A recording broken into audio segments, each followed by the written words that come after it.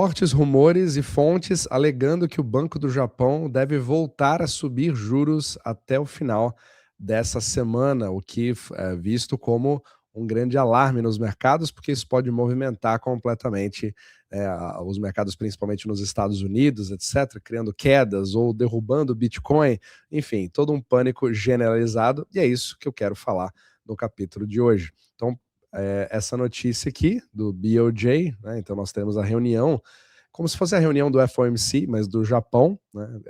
Falando aqui sobre a taxa de juros, e eles são bem simples, né? Eles soltam uma notinha de 2 linhas falando, mantemos igual, né, do que era antes, etc.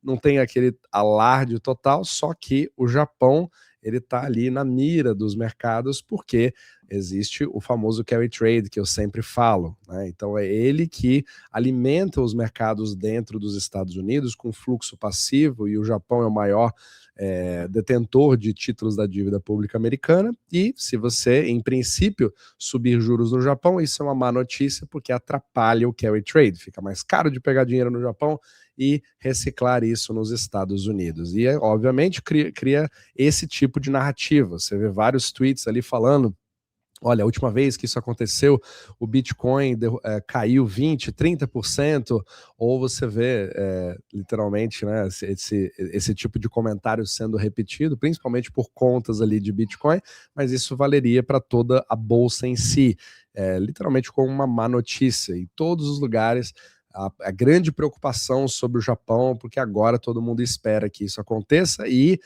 muitos dizem que essa já é a razão pela qual a gente teve ali um mercado meio mal-humorado essa semana, né? SP500 parou de subir, será que nós estamos diante de um quadro de queda, etc. E agora a gente precisa, novamente, como sempre, entrar na mecânica monetária do assunto antes de mais nada. Mas, antes da gente falar sobre isso, se você gosta desse tipo de assunto, sobre mecânica monetária, como que funciona o dinheiro ao redor do mundo, como que é o carry trade do Japão, como que isso afeta todos os nossos investimentos, tanto no Brasil quanto no mundo, você pode nos acompanhar no Substack, né, com vídeos gratuitos que eu faço de segundas a sextas-feiras, e os membros no fim de semana podem acompanhar também a Universidade Omnimacro, onde a gente entra em detalhes sobre essa mecânica. Esse último vídeo que a gente fez aqui foi bem completo sobre o famoso QE, né? Eu gosto de pegar as narrativas e a gente destrincha para você poder entender de fato o que está acontecendo. E nós atualizamos o nosso portfólio Omnimacro, né? Passamos ali dos 21% desde o dia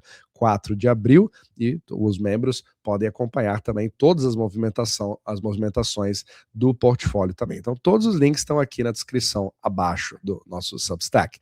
Então vamos lá, esse aqui é o Polymarket, que é uma excelente ferramenta, né? Para a gente poder ver um pouco de o que está acontecendo no mercado, e ele já está mostrando, apesar de com muito menos liquidez do que o mesmo mercado que foi o Fed, né? O Fed teve quase 300 milhões de dólares apostados, né, nesse mercado, e aqui nós temos somente 2 milhões. Mas esses tipos de mercado vão crescendo cada vez mais e podem se tornar cada vez mais úteis. E aqui ele está precificando com mais de 96%, quase 97% de probabilidade de que nós tenhamos uma subida na taxa de juros do Japão, certo? Então, beleza, essa é a narrativa, essa seria a má notícia. Agora vamos entender os números, vamos entender o que de fato está acontecendo. Primeiro a gente precisa ver o histórico dos juros do Japão. Então quando você olha, ele vem aqui de uma queda que acontece desde os anos 90, só para você ver aqui como que o Japão ele sempre foi vanguardista no sentido de o experimento, né, o primeiro que vai para juros zero, juros negativos. Japão e Suíça, mas principalmente o Japão, ele criou a escola de juros zero, o famoso ZIRP, né? Zero Interest Rate Policy. Então, o ZIRP é exatamente a prática do Japão, só que agora eles querem mudar isso. Só que olha que interessante. Então, se a gente olha aqui nessa escala aqui, ó, aqui em cima é 6%, foi o máximo que eles chegaram ali nos anos 90, e desde 97 você não vê nada acima de 1%. Inclusive, praticamente zero durante décadas. Só na crise de desde 2008 teve uma pequena subida, mas não chegou a passar de 0,5, é incrível, né? Então o Japão é conhecido pelos juros negativos. E essa é a nova fase, que desde 2023 é a fase de normalização. Então o Japão agora ele quer estar na vanguarda de novo, porque o mundo inteiro está baixando os juros, está cortando esses juros, inclusive o próprio Fed. E o Japão está indo na contramão do mundo. Eu vou ser bastante sincero, quanto mais eu comecei a estudar essa parte do Japão, é fácil você chegar à conclusão de que é questão de tempo de o Japão entender que não é assim que a gente precisa agir, que a gente deve agir, porque vai criar uma série de problemas, já que o Japão se configurou de tal forma que ele meio que precisa ficar assim pela distribuição de dólares que ele cria. E aí você já tem todas as previsões de que isso daqui preocupa bastante, porque o custo dos ienes que você pega, no que a gente chama de carry trade, vão ficar mais caros para você reciclá-los em dólares e você vai ser obrigado a reverter tudo isso, que derrubaria todos os mercados. Essa é a teoria. Só que é importante a gente colocar sempre o contexto, porque quando a gente compara com o Fed, dá uma olhada, eu coloquei aqui agora o gráfico em azul, dos mesmos juros, só que do FOMC. Então, se você quiser avaliar o carry trade, ele precisa das seguintes condições. Então, você precisa de um iene que seja fraco e mais barato possível, e você, ao mesmo tempo, precisa de um dólar mais forte e também com juros mais altos possíveis. Isso aumenta a sua margem de lucro em um carry trade. Agora, vendo o Fed cortar juros e vendo o Japão subir juros, você chega à conclusão de que isso pode matar completamente esse tipo de carry trade. Mas a gente não pode ser tão precipitado, porque dá uma olhada no gap que nós temos. Quando a gente fala no Japão subir juros, é 0,25%, porque o Japão está nesse exato momento em 0,5%. Certo? Então, assim, ele está muito baixo. Subir juros no Japão é bastante sensível, baseado no fato de que teve juros zero por tanto tempo, então tudo parece ser extremo. E o Fed também agora voltou a cortar juros, mas continua 3,5. Então ainda temos um grande delta de juros que justifica o carry trade continuar acontecendo. Não é aquela coisa de que nós descobrimos no Twitter que o segredo, né, de todo mundo, acho que quase todo mundo já sabe o que é carry trade, né, e parece que menos os carry traders, menos as entidades que têm bilhões de dólares estão sabendo, e nós que estamos no Twitter temos toda a noção de um segredo que eles não sabem, e nós estamos descobrindo que eles vão perder bilhões, né? Estou sendo irônico aqui, mas é um pouco do mindset que é passado, né, um pouco da cultura que é criada na internet de você poder chegar a essas conclusões muito rapidamente. Só que é extremamente importante a gente ver o outro lado da história. Em carry trades que são revertidos, ou quando dá alguma coisa errada, o que aconteceu ali, um pouco de receio que ocorreu em 2024 sobre o carry trade, você teve um fortalecimento do iene. E aqui nós estamos vendo o processo contrário. O iene ele está enfraquecendo em relação ao dólar. Então, isso aqui, na minha opinião, é bem mais importante de a gente olhar do que as mudanças da taxa de juros do Japão.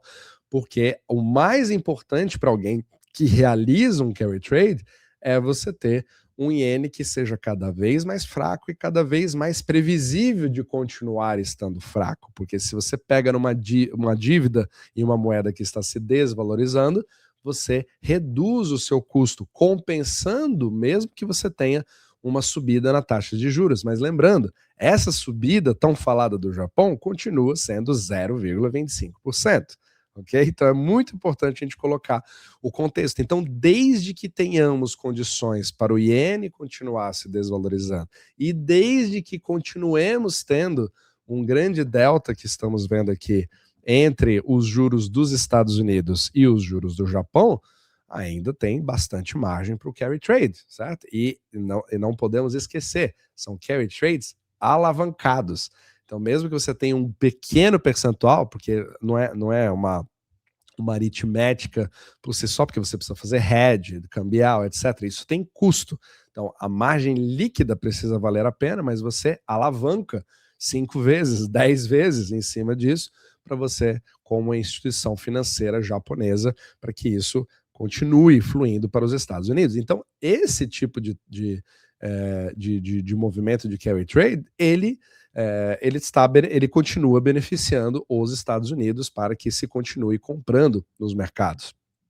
Então é muito importante a gente ver essas duas coisas, e eu usaria muito mais esse termômetro do iene se enfraquecendo. Então digamos que ele chega ali no 160, né, o dólar chega a 160 ienes ou passe disso, lembre-se que o carry trade fica cada vez mais lucrativo, certo? Então isso inclusive foi falado pelo Substack do Michael Nicoletos, recomendo fortemente você dar uma olhada, né? Ele colocou aqui, o Japão não perdeu controle da economia, o que é um pouco um contrassenso, baseado que todo mundo tem medo que o Japão perca completamente o controle, e me fez repensar também várias das coisas que eu vim estudando ao longo do tempo. Então, isso daqui cria uma forma, talvez seja legal você sempre tentar pensar baseado nisso, porque ele coloca justamente aqui os pontos extremamente importantes quando você vai falar do carry trade. Então aqui ele literalmente fala aqui, né, esse trade é um dos pilares que suporta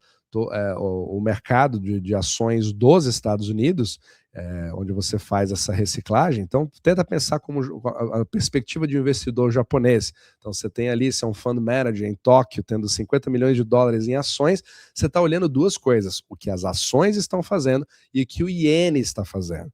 Então, se o iene ficar cada vez mais fraco gradualmente, os seus investimentos nos Estados Unidos ficam cada vez melhores. E quando você converte de volta para o iene, você tem mais ienes por cada dólar. Então, essa é a parte talvez mais importante de todas, a atenção maior no iene do que de fato da taxa de juros. E lembrando também, o Banco do Japão, ele detém mais de metade dos bonds japoneses. Então, isso é algo que, segundo Michael Nicoletos, é deliberado, é mais um experimento, uma nova era do Japão, onde, da mesma forma que ele conseguiu segurar durante vários anos e todo mundo criticando que ele estava com juros zero, não teve um colapso da economia. Conseguiram ficar sem mas teve deflação, teve várias coisas, mas eles continuam aí. Então eu não estou aqui para defender ou dizer que o Japão está certo em fazer isso. O importante é só você não cair na narrativa de uma iminência de que, porque ele está fazendo isso, nós vamos ter uma quebra generalizada, uma venda gigantesca na SP500, e vamos ter aí o iene que vai disparar. Se o iene disparar no sentido de se fortalecer em relação ao dólar numa velocidade muito forte e a bolsa de valores americana despencar também, aí sim você está vendo traços que sugerem que tem aí um problema de carry trade, mas não é isso que estamos vendo, pelo menos no momento. Mas a grande questão é que o Japão está deixando isso acontecer. Então você tem a grande preocupação também em relação aos juros de longo prazo no Japão, e ele também justifica que isso faz parte do experimento que o Japão quer fazer. Então quando você olha aqui juros de longo prazo, né, de 30 anos do Japão, deixa eu até tirar aqui o Fed Funds Rate, ó, ele vem crescendo, só que ele vem crescendo de forma gradativa, não é uma coisa que está pegando absolutamente todo mundo de surpresa no movimento que ele está disparando ali, pegando absolutamente todos desprevenidos. Não é assim. Então tudo isso sugere que esse movimento de normalização do Japão, apesar de que a economia real não está normalizando nem um pouco, é só a concepção do Japão, por mais que eu não concorde que esteja normalizando, você também precisa medir as duas coisas, porque tem aquela grande questão.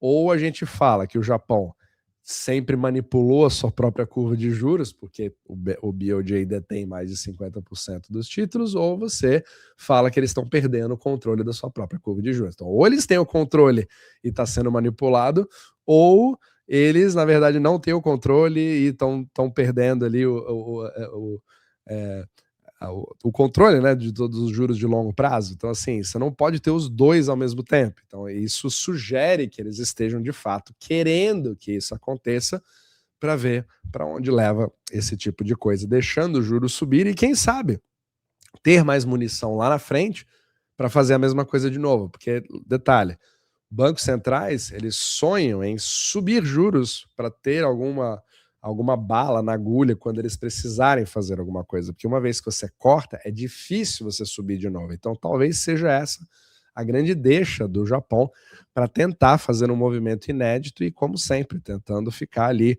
novamente na contramão do mundo, sendo, quem sabe, mais um grande vanguardista, né, seguindo ali, criando uma nova liderança no grande laboratório que é o Banco do Japão.